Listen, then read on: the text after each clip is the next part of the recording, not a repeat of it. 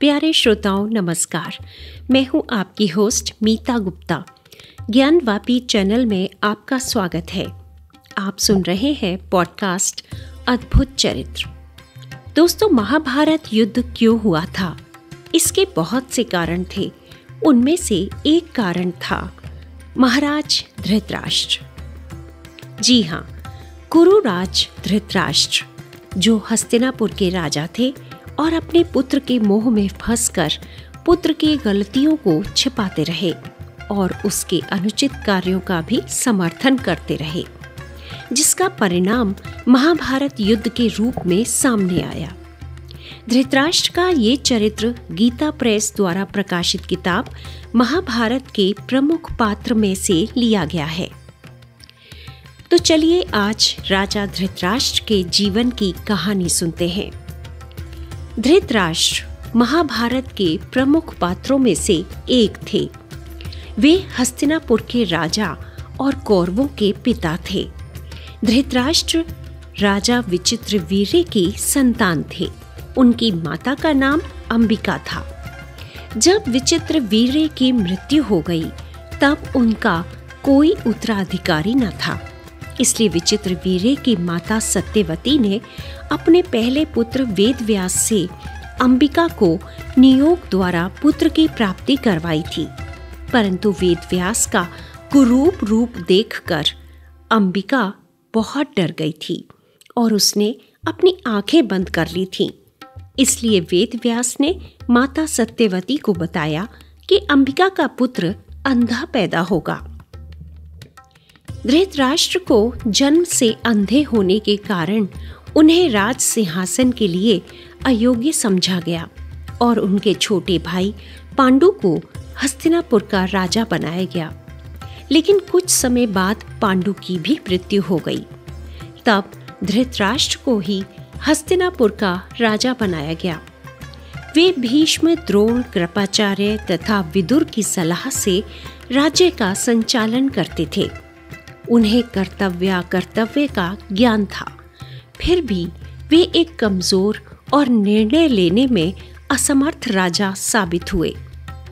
धृतराष्ट्र का विवाह गांधार की राजकुमारी गांधारी से हुआ। गांधारी ने अपने पति के प्रति निष्ठा दिखाने के लिए आजीवन अपनी आंखों पर पट्टी बांध ली थी, ये सोचकर कि जब मेरे पति इस दुनिया की सुंदरता नहीं देख सकते तो मैं भी नहीं देखूंगी। धृतराष्ट्र और गांधारी के 100 पुत्र थे जो कौरव कहलाए और एक पुत्री दुशाला थी। उनके सबसे बड़े पुत्र का नाम दुर्योधन था, किंतु इसी पुत्र के मोह के कारण उनका विवेक मर जाता था और वे बाध्य होकर दुर्योधन के अन्यायपूर्ण आचरण का भी समर्थन करते थे। धृतराष्ट्र भी परोक्ष रूप से पांडवों से जलते थे। पांडवों के बढ़ते हुए ऐश्वर्य और बल को वे सह नहीं पाते थे। जब दुर्योधन ने पांडवों को छलपूर्वक नीचा दिखाने के उद्देश्य से उन्हें जुआ खेलने के लिए बुलाना चाहा, तो धृतराष्ट्र ने बिना सोचे समझे इसके लिए अनुमति दे दी। जब विदुर ने जुआ खेलने के दोषों और परिणाम को बताकर इस दुष्कृत्य का विरोध किया, तब धृतराष्ट्र ने कहा, विदुर, यहाँ मैं, भीष्म और सभी लोग हैं। भगवान की इच्छा ने ही द्यूत का निर्माण किया है, इसलिए मैं कुछ नहीं कर सकता। मैं तो देव को ही बलवान मानता हूँ और उसी के द्वारा ये सब कुछ हो रहा है। द्यूत में जब द्रौपदी दांव पर रखी गई तब भीष्म, द्रोण, कृपाचार्य और विदुर सहित सारी सभा स्तब्ध रह गई। पर धृतराष्ट्र अपने पुत्र की विजय पर बहुत प्रसन्न थे और बार बार पूछने लगे, कौन जीता, कौन जीता? धृतराष्ट्र की इस हरकत से बड़ी निंदनीय बात और क्या हो सकती थी? यदि महाभारत युद्ध का मुख्य कारण धृतराष्ट्र को माने तो इसमें कोई गलती नहीं है, क्योंकि यदि वे भीष्म, विदुर आदि की बात मानकर दुर्योधन को नियंत्रित करते तो शायद इस युद्ध को रोका जा सकता था। इसके बाद महाभारत में कई जगहों पर धृतराष्ट्र में कुछ कुछ मानवता का रूप भी झलकता है।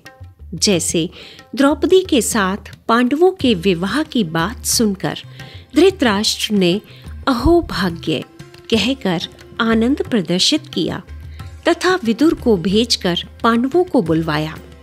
पांडवों से मिलकर उनमें आत्मीयता जगी। उन्होंने युधिष्ठिर से कहा, मेरे दुरात्मा पुत्र दंभ और अहंकार से भरे हैं, वे मेरा कहना नहीं मानते, इसलिए तुम आधा राज्य लेकर खांडव प्रस्थ में निवास करो। भगवान श्री कृष्ण ने भी धृतराष्ट्र के इस विचार को उत्तम तथा कौरवों की यश वृद्धि करने वाला बतलाया।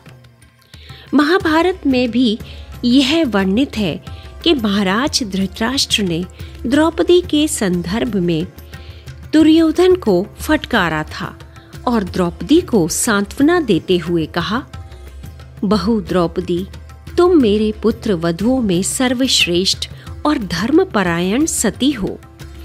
तुम्हारी जो इच्छा हो मुझसे वर मांग लो।